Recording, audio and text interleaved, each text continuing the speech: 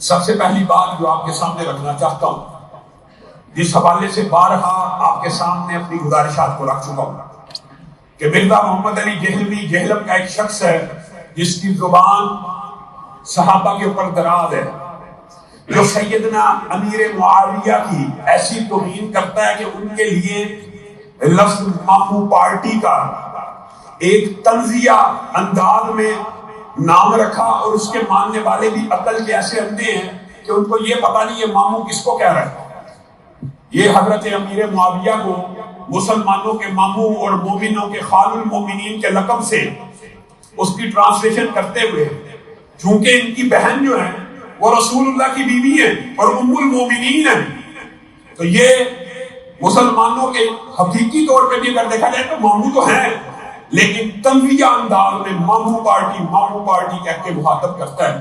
بدتمیز ہے، بد زبان ہے، جھوٹا ہے، کذاب ہے، اور اس کے جھوٹ کا اور کذب کا حالیہ واقعے سے اگر اس کے ماننے والے چاہیں، اگر اللہ تعالیٰ چاہے تو ان کو اس ایک واقعے سے ہدایت دے دے، اور ہماری دعا اللہ تعالیٰ ان کو ہدایت مل جائے۔ اس کے ماننے والے جو اس کی ہر باطل تعویل اور تشریح کے اوپر ایمان لے کے آئے، بخاری شریف کی 28-12 حدیث کی جو تعویل اور تشریح کرتا ہے اس کو حدیث سمجھتا ہے، حدیث کے بارے میں ہمارے پہ الزام لگاتا ہے کہ یہ حدیث کو سن کے معاذ اللہ کہتے ہیں۔ ہم معاذ اللہ کہتے ہیں تیری باطل تشریح پہ، تیری باطل تعویل کے اوپر۔ اس کی باطل تشریح اور تعویل کیا ہے؟ وہ جرت جو رافضیوں کو 1400 سال میں نہیں ہوئی، اس نے وہ جرت کا مظاہرہ کر کے کہا کہ سیدنا امیر معاویہ کا جو گروہ ہے، سیدنا امیر معاویہ کے گروہ میں قتل عثمان کے معاملے میں کون کون سے صحابی شامل تھے؟ ہزاروں صحابہ شامل تھے کہ نہیں؟ شامل تھے۔ طلحہ زبیر شامل تھے کہ نہیں؟ عشرہ مبشرہ جنتی ہیں یا نہیں؟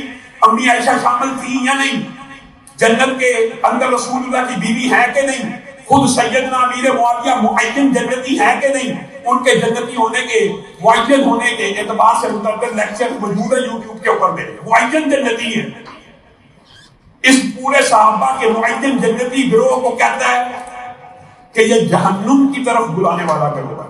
یہ جرت کسی رافضی کو اس بدن میں نہ ہوئی جو اس نے اہل سنت کا چوگا اوڑھ کے مسلمانوں کے جذبات کے ساتھ کھیلا، اور پھر جھوٹ ایسے بولتا ہے۔ ابھی ایپ 360 کے اوپر اس کی تفسیر آئی، ہم نے اس بارے میں آواز اٹھائی کہ یہ جی جناب آپ کی ایپ ہے، بڑی اچھی ایپ ہے، مستند ایپ ہے، اس کے اوپر کم از کم قرآن پاک غلط پڑھنے والے کی ایپ کی تفسیر تو نہیں ایڈ ہونی چاہیے۔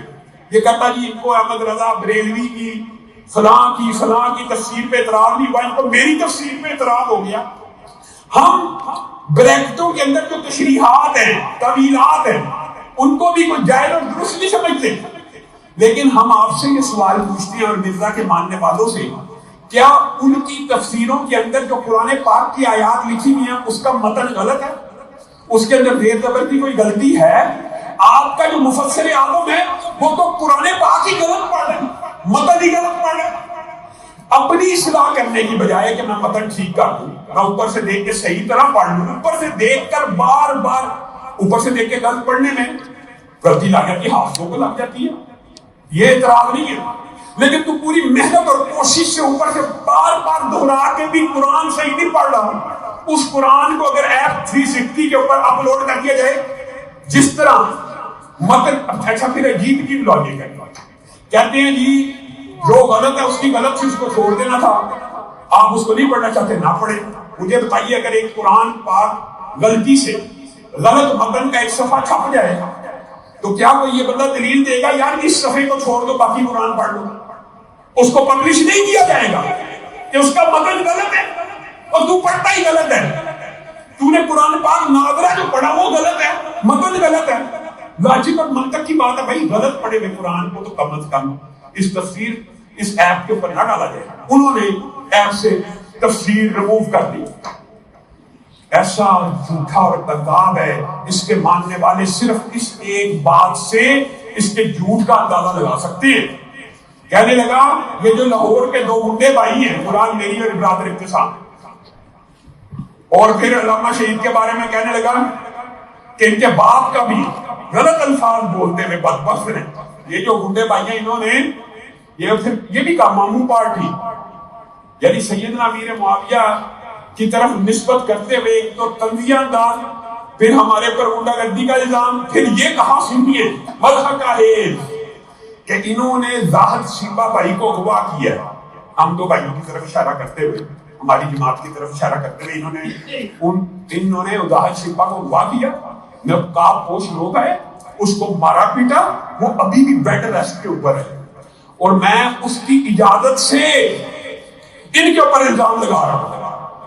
لعنت اللہ علی الکاذبین. یہ ایک موقع ہے مرزا دہلوی کے ماننے والوں کے لیے اصلاح کا. اللہ نے یہ موقع انہیں دیا ہے. میں کہتا ہوں اللہ کی، رسول اللہ کی، فرشتوں کی، تمام انسانیت کی اس کے اوپر لعنت ہو جس نے زاہد شیبہ کو اغوا کیا، اس کو مارا. ہماری تو اس کے ساتھ ملاقات تک نہیں ہوئی.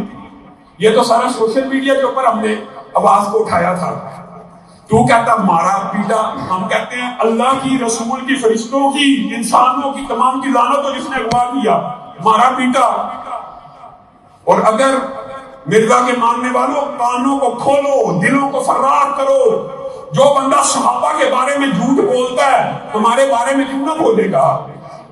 اور پھر میں ان کو چیلنج کرتے ہوئے کہتا ہوں یا تو اللہ رسول کی لعنت ہے جس نے اغوا کی ہے، یا تو پھر اللہ رسول جمیع انسانوں اور فرشتوں کی لعنت ہے جس نے ہمارے پر جھوٹا الزام لگایا.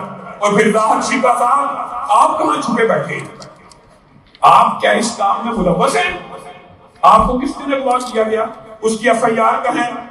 یہ پاکستان ہے کہ کوئی جنگل ہے کہ آپ کو دن دیہڑے اغوا کیا گیا، مارا پیٹا گیا، نہ آپ نے تھانے میں کوئی ایف آئی آر درج کرائی، نہ آپ نے کوئی مقدمہ درج کرایا، نہ پورے پاکستان میں کسی کو خبر ہوئی. اکیلے مرزا دہلوی، یا تو مرزا دہلوی اتنا بڑا کذاب اور مفتری ہے کہ اپنی طرف سے پورا واقعہ بنا دیا، یا آپ نے اس سے یہ جھوٹ بولا. آئیں آپ میڈیا پہ، یا تو مرزا کے الزام کی تصدیق کریں کہ ہاں جی ایسا ہی ہوا، انہوں نے مجھے اٹھایا مارا ہے، تاکہ ہمیں بھی پتہ چل جائے آپ بھی کذاب الدجال کی فہرست میں شامل ہیں. یا آپ اس بات کی تردید کریں کہ ایسا کوئی واقعہ سرے سے ہوا ہی نہیں. اور اگر آپ تردید نہیں کرتے، سامنے نہیں آتے، تو پھر علماء اہل حدیث کو یہ بات سوچنی پڑے گی کہ اس ایپ کے ساتھ ہم نے بائیکاٹ کرنا ہے یا اس کو باقی رکھنا. اب اس ایپ کا مکمل بائیکاٹ کیا جائے گا، یا تو زاہد شیبہ اپنی پوری کریڈیبلٹی کو مجروح کر دے یا سامنے آئے اور کہے کہ یہ مرزا کذاب اور دجال ہے، جھوٹ بولا. مرزا دہلوی تیری کلام بازیاں کھانے سے تو بچ نہیں سکتا. آج تک تو ان جھوٹوں کا جواب نہیں دے سکا جو تو نے کہا تھا کہ یہودیوں نے کہا رسول اللہ کو چھوکرا. کس یہودی نے کس کتاب میں کہا ہے؟ ہم نے تجھ سے صرف یہ مطالبہ کیا تھا کہ دکھا دے 1400 سال میں کس یہودی نے رسول اللہ کو یہ کہا. تو نے جھوٹ بولا ہے تو معافی مانگ لے. ہم نے تیرے پر توہین رسالت کا الزام بھی نہیں لگایا. ہم نے کہا ہو سکتا ہے کہ زبان سے نکل گیا. اس کے جواب میں کہتا ہے جی فلاں نے کہا ہے، فلاں نے کہا. یہ جواب ہے. فلاں بھی کہتا ہے، فلاں بھی کہتا ہے. آپ کے مسلک کے قاری خلیل نے کہا ہے. اور بھائی دعویٰ تو نے کہا ہے کہ یہودی کہتے تھے، تو وہ دکھا دے کہ یہودیوں نے کس کتاب میں کہا. پھر کبھی کہتا میرے ساتھیوں کے اوپر تو صحابہ سے بھی زیادہ طلب دور آ گیا، صحابہ نے وہ ازمائشیں نہیں صحیح جو میری ساتھیوں نے صحیح. پھر مکر گیا، پھر اڑ گیا، پھر مکر جاتا، پھر اڑ جاتا ہے کہ بعد اعتبار سے میں نے کہا تھا. پھر کہتا چھڑے آفت کی کوئی فضیلت نہیں. یہ متعدد باتیں یہ جھوٹ بول بول کر تو کیا لوگوں کو بیوقوف بنا لے گا. اور پھر اس کے اندر مقلدین کو بندہ کیا کہ ڈیمیج ہیز بین ڈن. جو کنویں کا مینڈک ہے نا، اس کے لیے پوری زندگی کنواں ہے. وہ کنویں سے باہر کبھی نکلے نہیں، اس کو پتا ہی ہے باہر کوئی دنیا بھی بستی ہے. اللہ کی ایسی مار اور پھٹکار اس کے اوپر ہے. اللہ کے فضل سے ہم سیاسی طور پہ بھی لوگوں کی مخالفت کرتے ہیں، ہم روافض کی کھلے عام مخالفت کرتے ہیں، ہم کسی بھی صحابی کو گالی دینے والے کو روکتے بھی ہیں، ٹوکتے بھی ہیں. اور یہ بات سمجھ کے پاکستان کے اندر سیدنا ابو بکر سے لے کے امیر معاویہ کو کوئی گالی نہیں دے سکتا. اگر دے گا ہم اس کو روکیں گے اور روکیں گے. روکیں گے کہ نہیں؟ پھر بھی اللہ کے فضل سے آپ کے سامنے میری زندگی ہے. میں دن کے اندر، رات کے اندر، صبح کے اندر لاکھوں ہزاروں لوگوں کے درمیان دیوبندی علماء ہوں ان کے ساتھ، بریلوی علماء ہوں ان کے ساتھ، حتیٰ کہ شیعہ علماء ہوں ان کے ساتھ بھی ٹی وی کے اوپر موجود ہوتا ہوں.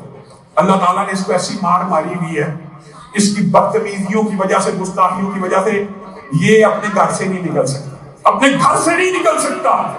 گھر سے نکلے تو اس کو پتا چلے کنویں سے باہر آ مینڈے تو تجھے پتا لگے باہر کی دنیا کیا، ڈیمیج کس کا ہوا، نقصان کس کا ہوا، دکانیں کس کی بند ہوئی. اللہ کے فضل سے سینکڑوں لوگ توحید صحابہ کو چھوڑ کر اہل سنت کے دائرے میں آ گئے. تجھے ماننے والے صرف وہ ہیں جو ایک خاص راستی فکر جن کے ذہن میں بغض صحابہ بنا ہوا وہ عقل کہتے. کیا سیدنا امیر معاویہ اور سیدنا علی کے درمیان اللہ کے بارے میں، رسول اللہ کے بارے میں اختلاف تھا؟ کیا ان کا کوئی عقیدے کا اختلاف تھا؟ کیا ان کا 5 نمازوں کا اختلاف تھا؟ کیا ان کا 30 روزوں کے اوپر اختلاف تھا؟ تو ان کے اختلاف کو دین کا اختلاف بیان کرتا ہے، وہ سیاسی اختلاف تھا سیدنا عثمان کے قتل کے اوپر. اور پھر جس گروہ کو تو جہنم کی طرف بلانے والا گروہ کہہ رہا ہے یہ سارے جنتی جہنم کی طرف بلانے والے ہیں معاذ اللہ. رسول اللہ اس گروہ کے بارے میں کیا کہتے ہیں؟ یہ میرا بیٹا حسن سردار ہے، یہ مسلمانوں کے 2 عظیم گروہوں کے مابین صلح کروائے گا. مسلمانوں کے 2 عظیم، بخاری ہی کی حدیث ہے. امیر معاویہ کے گروہ کو بھی مسلمان کا، سیدنا علی کے گروہ کو سیدنا علی نے کہا میرے مقتول اور معاویہ کے مقتول دونوں جنتی ہیں. خود بتائیے آج تک اہل سنت میں سے کسی ایک نے کیسا بات نقل ہے کہ جہنم کی طرف بلانے والا گروہ جو اجماعی امت 1400 سال سے ہے کون سا گروہ تھا؟ خارجیوں کا. اور خارجیوں کے خلاف سب سے بڑی دلیل حضرت علی نے کیا پیش کی تھی؟ انہوں نے خارجیوں کے خلاف یہ دلیل پیش کی تھی کہ اپنے آپ کو حق پہ سمجھتے ہو؟ ہاں. تو پھر بتاؤ تم میں ایک بھی صحابی رسول ہے؟ ایک بھی صحابی رسول ہے؟ یہ کتنی بڑی دلیل ہے. یہ ہزاروں صحابہ کا گروہ. آج تک کسی اہل سنت نے یہ بات کی ہے کہ طلحہ اور زبیر کی شہادت کے اندر حضرت علی ملوث ہے؟ کسی نے کی ہے؟ کیسے شہید ہوئے تھے سب کو پتا ہے. خود حضرت علی نے ان کو قتل کرنے والے کہا تھا تمہیں جہنم کی بشارت ہو. اور آپ سیدنا عمار کے قتل کے اندر سیدنا علی کو ملوث کر کے اور کہتے ہیں یہ جہنم کی طرف لانے والا گروہ تھا. یہ خارجیوں کا گروہ تھا. آج وقت آ گیا ہے جو اس نے اتنا بڑا جھوٹ ہمارے اوپر الزام لگایا ہے اپنی دیکھیں اپنی ذاتی انا کو تسکین لینے کے لیے، اپنی شرمندگی کو چھپانے کے لیے. جو بندہ اتنا بڑا جھوٹ کر سکتا ہے صرف اتنی سی بات کو چھپانے کے لیے. اسٹوڈنٹ سے پوچھا آپ کی تفسیر کیوں نکلی؟ وہ جی انہوں نے اس کو مارا تھا، اغوا کیا تھا، پیٹا تھا، اس کو ابھی بھی بیڈ ریسٹ کے اوپر. جو اپنی انا کی تسکین کے لیے اتنا بڑا جھوٹ بولے وہ صحابہ اور رسول اللہ پہ کیسے کیسے جھوٹ نہیں بولتا.